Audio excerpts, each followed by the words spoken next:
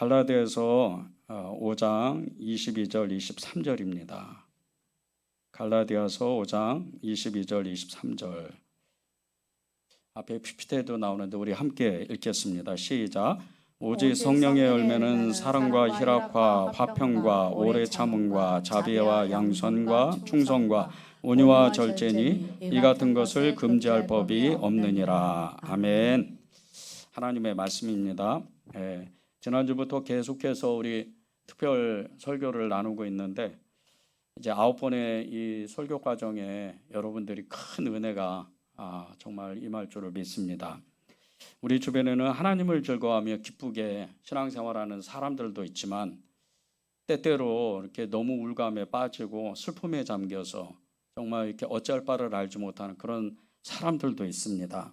우울하고 절망에 빠진 사람들이 예수님을 믿지 않는 것은 아니지만 사실 예수 그리스도로 말미암아 이 얻는 구원, 이 구원을 헌신짝처럼 정말 내버리는 그런 경우가 되는 수가 많습니다. 정말 하나님 앞에 날마다 이렇게 기뻐하고 날마다 하나님 앞에 정말 하나님을 찬양하고 노래하면서 그렇게 살 수 있을까? 성경에는 그렇다는 거예요. 우울감에 빠지고 슬픔에 잠겨 있는 그것은 사실은 하나님이 기뻐하시는 삶도 아니고 하나님이 우리를 찾아와 주셔서 우리에게 주시는 그 하나님의 은혜, 그것을 완전히 잊어버리게 만든다는 거죠.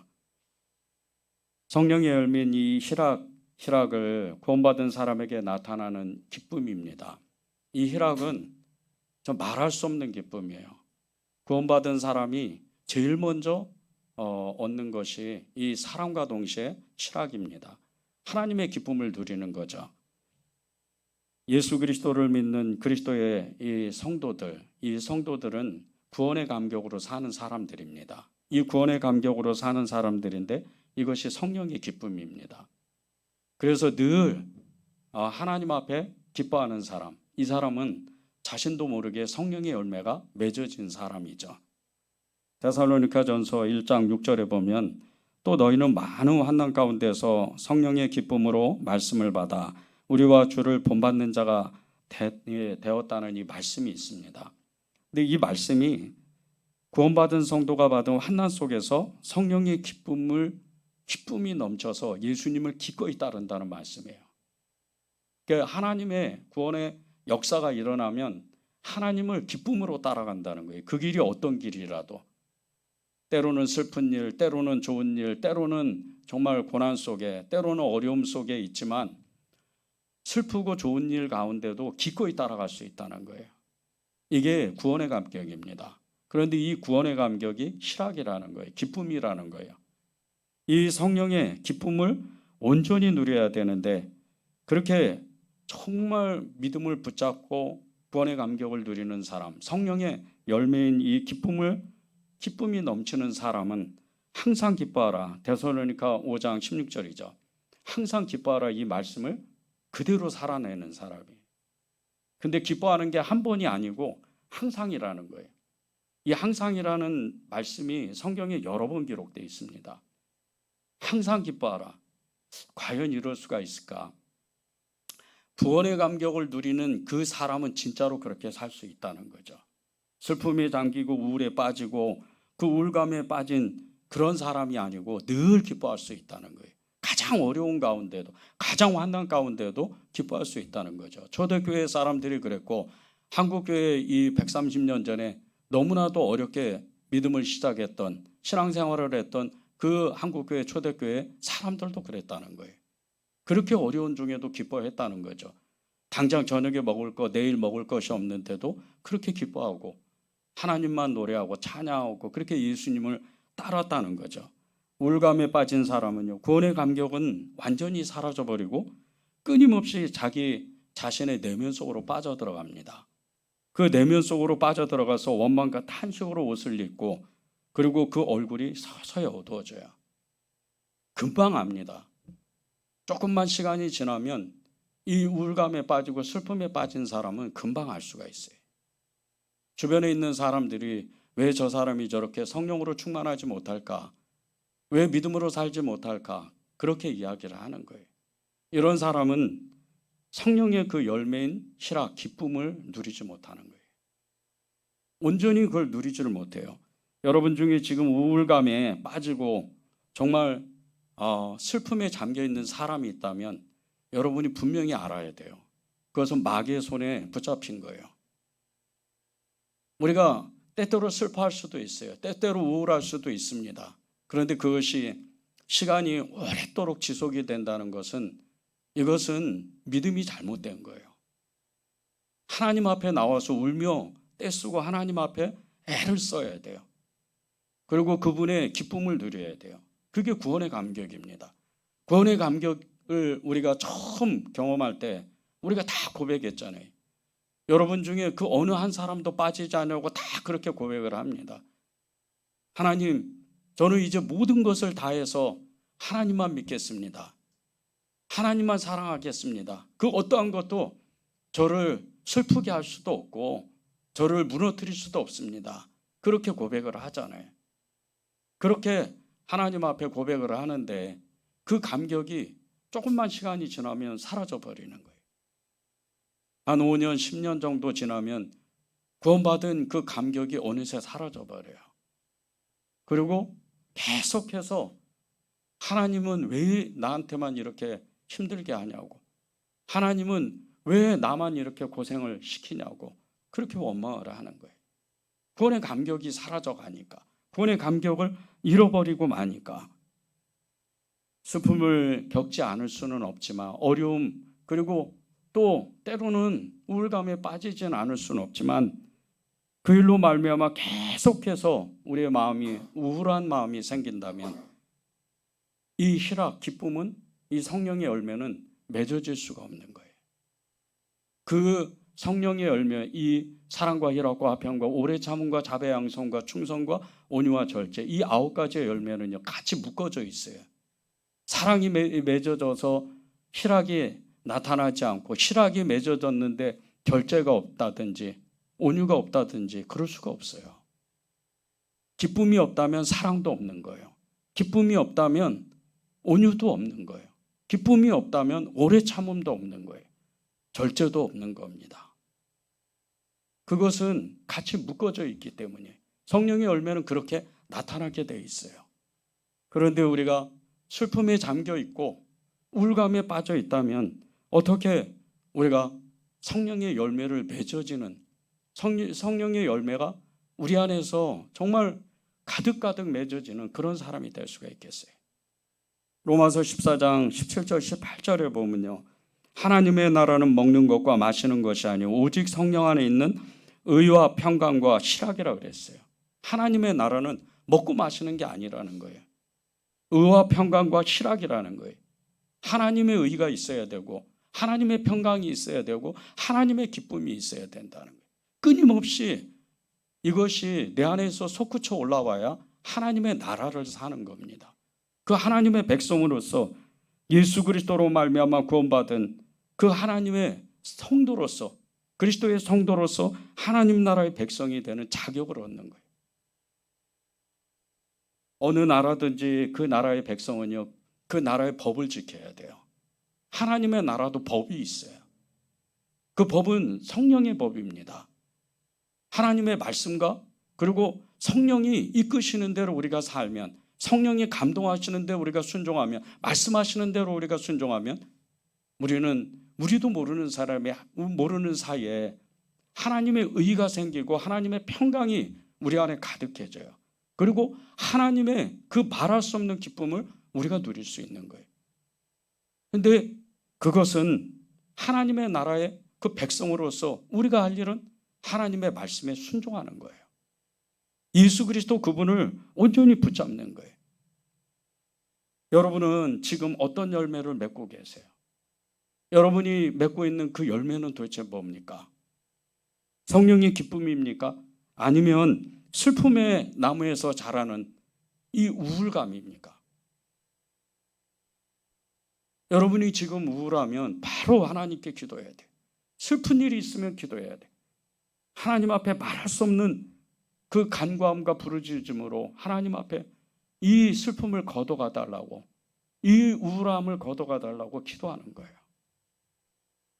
이것을 분명히 해야 성령의 열매가 우리 안에 나타나기 시작해요. 희락은 항상 맺어집니다. 기쁨은 항상 맺어지게 돼 있어요. 그것이 우리 안에 계신 성령님 때문이에요. 러시아의 대문호인 톨스토이의 그 대표 단편선이라는 책이 있는데 그 속에 일리아스의 이야기가 나와요. 여러 챕터 중에 한 챕터입니다. 근데 이 일리아스의 이야기를 통해서 참된 기쁨이 무엇인지 우리에게 알려줍니다. 이 이야기의 줄거리는요, 러시아의 바시키르 공화국 수도인 우파에 일리아스라는 사람이 살고 있었어요. 그는 물려받은 재산이 거의 없었습니다. 그런데 그에게는 성실함이 있었어요. 아침부터 저녁 늦게까지 열심히 일을 합니다. 그렇게 35년이 지나고 나서 이 일리아스가 그 지방에서 가장 큰 부자가 돼요. 그의 재산이 얼마나 많은지 말이 200마리요, 소가 150마리, 양이 1200마리였어요. 그 외로 수많은 재산이 있었어요. 얼마나 열심히 살았는지 이 지역 사람들이 다 알았어요. 그래서 이 일리아스의 그 풍족한 삶을 부러워하고 찾아오기도 했어요. 그의 소문을 듣고 멀리서도 찾아옵니다. 그런데 이 일리아스 부부가 그 자신들을 찾아오는 이 많은 사람들을 극신하게 정말 정성껏 섬겨요. 여러 해가 지나고 그 일리아스의 두 아들과 그 딸이 결혼을 합니다. 그런데 열심히 일하던 그 부모를 따라서 열심히 일하던 이 두 아들이 부자가 되고 나서 방탕한 생활을 시작을 해요. 방탕해지는 거죠. 큰아들이 술을 마시다가 싸우고 그렇게 늘 그런 방탕한 삶을 살아요. 그러다가 어느 날 심하게 싸워서 그만 두드러 맞아서 죽고 말아요. 그 둘째 아들은 자신의 아버지의 그 말을 거역하고 자신의 아내와 먼 지방으로 떠나버립니다. 일리아스의 그 많은 재산, 이 재산은 자녀들을 결혼시키면서 정말 그 재산이 줄어들기 시작을 하는 거예요. 그리고 얼마 지나지 않아서 이 지역에, 이 지방에 전염병이 돕니다. 가축들이 거의 다 죽어요. 또 심한 흉년이 그 지방에 몰아닥쳐서 또 가축들이 또 죽는 거예요. 그리고 또 시간이 얼마 지나서 이번에는 이웃 지방의 사람들이 찾아와서 이 일리아스의 그 가축들을 약탈하기 시작을 하는 거예요. 그렇게 일리아스의 재산이 점점 줄어갑니다. 이제 남은 몇 마리 안 되는 가축과 그리고 얼마 남지 않은 재산을 가지고 근근히 살아가요.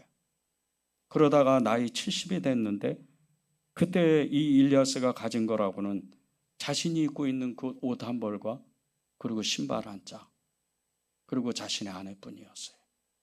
너무 가난해진 거죠. 그것을 본 이웃에 사는 무하메드스라는 이 사람이 이 일리아스 부부를 도와주기 시작해요. 자기 집으로 초대합니다. 그리고 자기 집에서 함께 일하자고 그렇게 권면을 해요. 이 무하메드사의 그 호의를 받고 이 일리아스 부부가 그 집에서 일하기 시작하는데 처음에는 너무 힘들었어요. 갑자기 안 하던 노동을 또 시작을 하니까 너무 힘든 거예요. 그런데 이내 이력이 붙고 열심히 일을 합니다. 그렇게 먹고 살아요. 그렇게 정말 하루하루를 보내는데 이 메드사 집에 먼 곳에서 손님들이 찾아와요. 그리고 이 무하메드사가 엘리아스에게 양을 잡아서 손님을 대접하라고 지시를 해요. 정성껏 섬깁니다. 자기 재산은 아니었지만. 그렇게 너무나 화기애애한 분위기 가운데 갑자기 이 무하메드사가 그 자신을 찾아온 손님들에게 이렇게 이야기를 하는 거예요. 저기 저 노인이 일리아스라네. 자네도 들어봤지? 우리 지방에서 한때는 제일 큰 부자였어.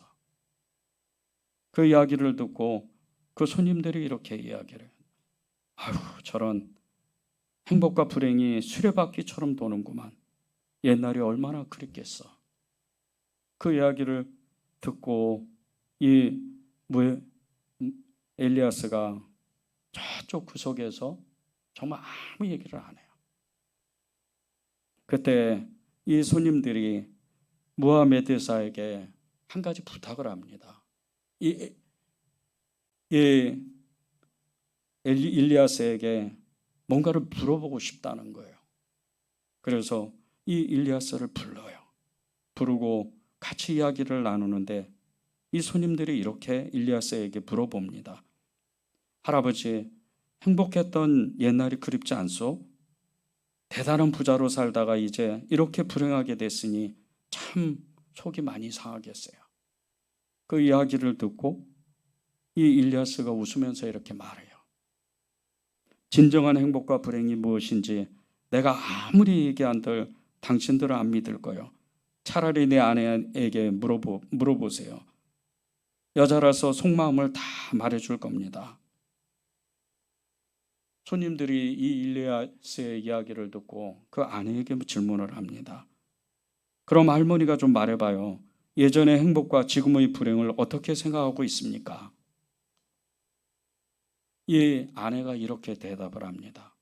저 사람과 나는 50년 함께 살면서 행복을 찾았지만 못 찾았습니다. 그런데 아무것도 안 남고 남의 집 일꾼으로 지내는 지금이야말로 아주 행복해요. 그러니 이 이상 필요한 게 없습니다. 그 이야기를 듣고 손님들이 이렇게 또 이야기를 하는 거예요. 아니, 그 큰 재산을 다 잃어버렸는데 뭐가 그렇게 행복합니까? 다시 이 아내가 대답을 해요. 우린 부자로 살기는 했지만 신경 쓸 일이 너무나 많아서 마음이 즐겁지 않았어요. 서로 이야기할 시간도 없고 영혼에 대해 생각하거나 하나님께 기도할 시간도 없었지요. 그저 분주히 살았어요. 손님이 오면 행여 안 좋은 소리를 들을까 봐 대접하느라 바빴고 손님이 가면 일꾼들 감시하느라 바빴고 뭐라도 없어질까 누가 뭘 훔치지나 않을까 항상 의심하면서 마음으로 죄를 지었어요. 밤에 누우면 도둑이 들지 않을까 들짐승이 가축을 해치지 않을까 겨울에 먹일 사료는 어떻게 준비하나 걱정 때문에 잠이 안 왔어요. 그리고 저 사람과 나는 의견이 안 맞아서 다툴 때도 많았어. 그렇게 걱정만 하며 죄 짓고 살았으니 행복한 생활이 뭔지 알겠어요. 그러면 지금은 어떠세요? 이렇게 또 질문을 합니다. 이 아내가 이렇게 대답을 해요. 지금은 남편이랑 한마음이 되어 잘 지내고 있죠. 더는 다투지도 않고 차분히 이야기를 나눠요. 영혼에 대해 생각하고 하나님께 기도할 시간도 여러 시간이 돼요. 먹고 입는 것, 누울 자리가 있으니 더는 필요한 게 없어요. 오로지 신경 쓸 일은 주인을 섬기는 것뿐이에요. 주인에게 득이 되도록 즐거운 마음으로 열심히 일하고 있어요. 50년이나 행복을 찾았는데 빈털터리가 되어서야 겨우 찾았어요. 그의 아내의 이야기를 듣고 손님들이 크게 웃었어요. 그 웃는 모습을 보고 일리아스가 이렇게 이야기를 합니다. 그것이 바로 인간의 삶이라오. 나랑 할멈은 어리석어서 처음에 재산을 잃고 울었지만 이제 하나님께서 진실을 보게 해주셨지요. 당신들도 진실을 볼 수 있길 바랍니다. 손님들이 웃음을 멈추고 고민을 하기 시작을 하는 거예요. 우리의 진정한 행복이 어디에 있을까요? 우리의 진정한 행복, 참된 기쁨이 어디에 있을까요? 많은 돈을 벌어서 열심히 일해서 인생은 계속해서 그 시간 속에서 여러 가지 삶을 거쳐갑니다. 그런데 남는 것은요, 예수님밖에 없어요. 그분 한 분이에요. 그분 한 분만이 우리에게 기쁨을 줄 수가 있는 거예요. 그리스도인의 기쁨은 예수 그리스도, 그분의 기쁨이에요. 빌립보서 4장 4절에 보면 주 안에서 항상 기뻐하라. 내가 다시 말하노니 기뻐하라. 이 말씀은요, 기쁨의 근원이 오직 예수 그리스도, 그분이라는 거예요. 그러면 우리가 성령의 열매인 이 충만한 기쁨, 이 충만한 기쁨을 계속해서 유지하려면 어떻게 살아야 할까요? 첫 번째는요, 예수님 안에 거하는 겁니다. 요한복음 15장 4절 5절입니다. 내 안에 거하라 나도 너희 안에 거하리라. 가지가 포도나무에 붙어 있지 아니하면 스스로 열매를 맺을 수 없음같이 너희도 내 안에 있지 아니하면 그러하리라. 나는 포도나무여 너희는 가지라. 그가 내 안에 내가 그 안에 거하면 사람이 열매를 많이 맺나니 나를 떠나서는 너희가 아무것도 할 수 없습니다. 예수님 안에 있어야 그분의 기쁨을 누리는 겁니다. 지난 한 주간 동안 정말 온 국민이 아주 긴 명절을 보냈어요. 명절을 보내면서 너무나 즐거운 시간들을 보냈죠. 그런데 이 연휴가 끝나고 많은 분들이 이야기를 하는 거예요. 처음에는 좋았고 이틀 3일째는 너무 정말 가족들을 만나고 형제들을 만나고 친구들을 만나고 고향에 가서 너무 좋았는데 3일이 지나고 4일이 지나고 이제 갑자기 사람이 공허해지고 무력감에 빠지기 시작하는 거예요. 술을 먹든지 영화를 보든지 어디를 찾아가든지 그러고 있다는 거예요. 그리고 연휴가 끝나서 많은 사람들이 이야기를 해요. 너무 힘들었습니다. 쉬는데도 힘들었다는 거예요. 너무 힘들었다는 거예요. 왜 그러겠어요? 진정한 기쁨을 누리지 못하니까. 부모님을 만나고 형제들을 만났지만 그것은 진정한 기쁨이 아니에요.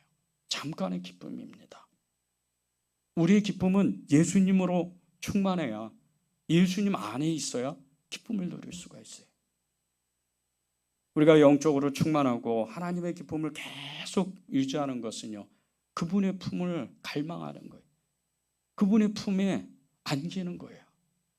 그리고 그분을 고백하고 그분 안에서 하나님이 주시는 그 기쁨을 누리는 거예요. 여러분 중에는 항상 기뻐하고 싶은 분이 계실 거예요. 즐거워하고 싶은, 즐거운 믿음 생활을 하고 싶은 그런 분들이 계실 거예요. 예수님 품에 안기십시오. 그분을 구하세요. 그리고 그분 품 안에서 절대 떠나지 마십시오. 그분의 품에서 언제까지나 하나님의 기쁨을 누릴 수 있도록 그분 앞에 기도하세요. 두 번째는 항상 기쁜 사람이 되도록 훈련하는 거예요. 기쁨도 훈련을 필요합니다. 빌립보서 4장 4절입니다. 주 안에서 항상 기뻐하라. 내가 다시 말하노니 기뻐하라. 주 안에서 항상 기뻐하라 그랬어요. 항상 기뻐하는 것이 무엇이? 그것은 끊임없는 훈련을 해야 된다는 뜻이에요. 끊임없이 하나님을 갈구하고 끊임없이 하나님을 찾고 끊임없이 그분 앞에 나가야 된다는 뜻입니다. 주 안에서 항상 기뻐하라. 내가 다시 말하노니 항상 기뻐하라. 이 빌립보 교회의 성도들이 기뻐할 수가 없어요. 너무나 많은 핍박 가운데 있습니다.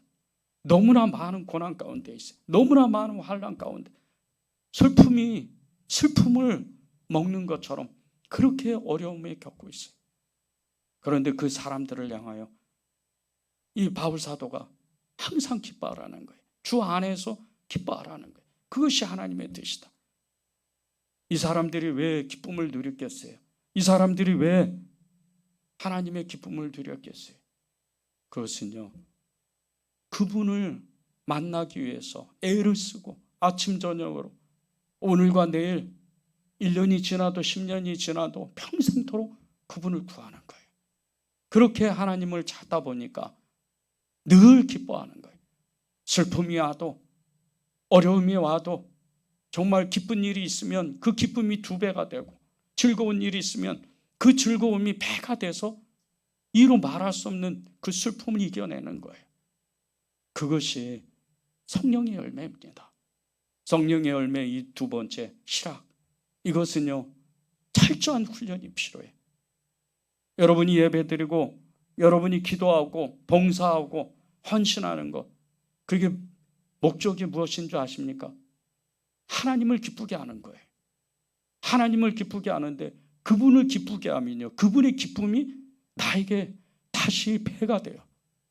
그리고 이루 말할 수 없는 기쁨이 되는 거예요. 하나님의 일을 하면서 좌절하고 슬퍼하고 쓰러지고 넘어지고 시험당하고 그럴 이유가 없어요. 때때로는 어려움이 찾아와요. 그러나 하나님의 기쁨이 임하는 거예요. 이번 전도 축제를 2달 동안 하면서, 이후 초청장치를 2달 동안 하면서 700만 원을 썼어요. 주변의 목사님들이 깜짝 놀라는 거예요. 이렇게 작은 교회에서 700만 원을 썼다. 말할 수 없어요. 그렇게 믿음으로 살 수가 없습니다. 믿음으로 그런 행사를 할 수가 없어요. 큰 교회에서는 700만 원이 아무것도 아니지만은요, 이렇게 작은 교회에서 700만 원은 어마어마한 돈이에요. 그 돈을 써서 아무런 열매가 맺어진 것 같지 않아요. 슬퍼하고 낙심하고 좌절하고 마음이 무너졌어요. 그러나 하나님이 그것을 붙잡아서 일으켜 세우는 거예요. 이내 일으켜 세워서 믿음으로 보라는 거예요. 정말 가나의 혼인잔치에 이 항아리에 물 한 방울만 떨어지면 그 물이 그 독에서, 그 항아리에서 솟구쳐 흘러넘치는 것처럼 그때가 온다는 거예요. 기다리라는 거예요. 계속해서 이 전도잔치가 끝났지만 계속 사람이 찾아와요. 찾아오는데 그 이유는 딱 한 가지예요. 어제도 어느 장로님이 전화를 했어요. 교단은 다르지만 알고 싶다고, 만나고 싶다는 거예요. 이번 주에 만나기로 했습니다. 어떻게 장로님 저희 교회를 알게 됐습니까? 소문을 들었다는 거예요. 교단도 다르고 교회도 달라요. 거기는 정말 저희 교회보다도 큰 교회더라고요. 만나고 싶다는 거예요. 이런 일이 왜 일어나겠어요? 하나님은요, 하나님이 하나님 편에서 하나님의 기쁨을 위해서 일하는, 그 사람을 위해서 하나님의 입장에서 일하는 거예요. 여러분도 똑같습니다.